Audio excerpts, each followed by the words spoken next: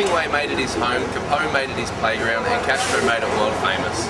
I'm talking about Havana, Cuba.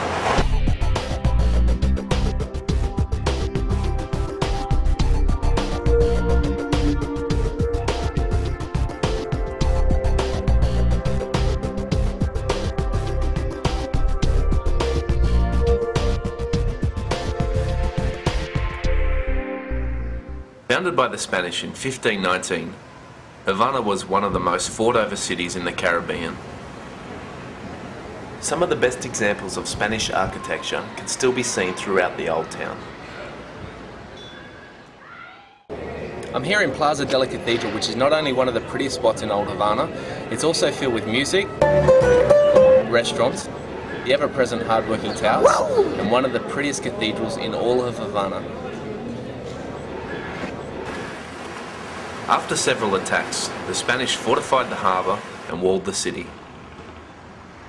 This worked for a few years until the British arrived in 1762. This place is called El Morro. It's one of the forts on the waterfront here in Havana, and it's also the first place that the British seized control of the city after digging under the walls. After Spain regained control, a man by the name of Jose Marti became Cuba's national hero after donning himself in a black dinner suit and riding like a madman towards the Spanish forces.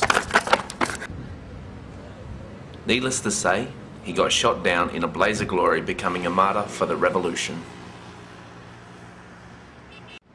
Another martyr for the cause was the well-known Che Guevara. Teaming up with Fidel Castro in 1956, Che Guevara went on to become one of the key figures in the planning for the revolution. His memory lives on today in the shape of $10 t-shirts and berets that support his image.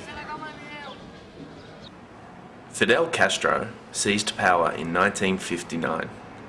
After countless attempts on his life by 9 US presidents, it's only recently that Castro has stepped down, ending his 49-year rule of the Caribbean nation.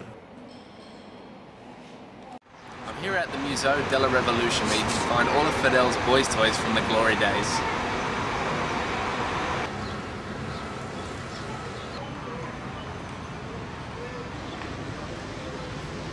The building in the middle of the complex holds Fidel's pride and joy, the boat named Grandma. Grandma carried Fidel and 81 other men from Mexico to Cuba to start the revolution.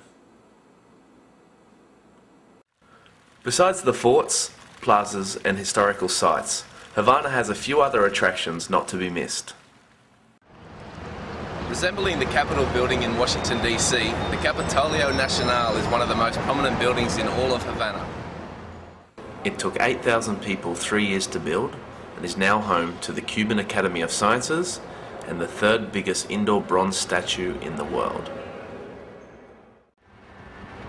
Taking a Coco taxi 15 minutes north to Vedado will bring you to one of Havana's more unusual sights, Christopher Columbus Cemetery.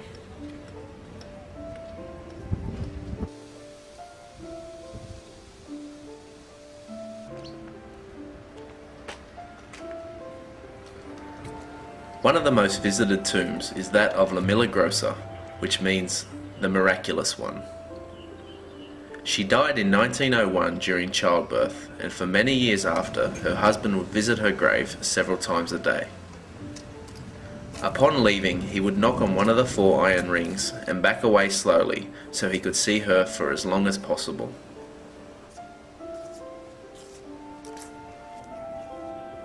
A few years later, when she was exhumed, it is said that her body was still intact and the baby that was buried at her feet was found in her arms.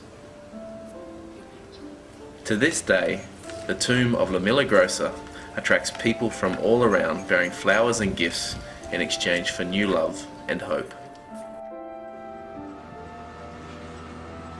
If you're in need of a pick-me-up after visiting the dearly departed, then strap on your dancing shoes and get ready to feel the rhythm!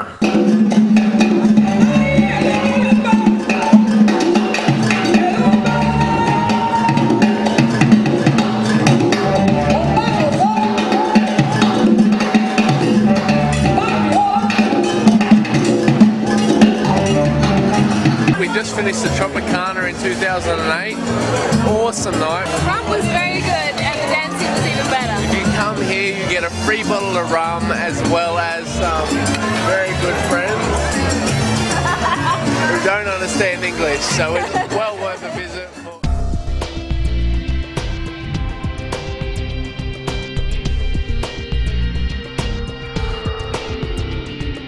Havana is the perfect city to get lost in.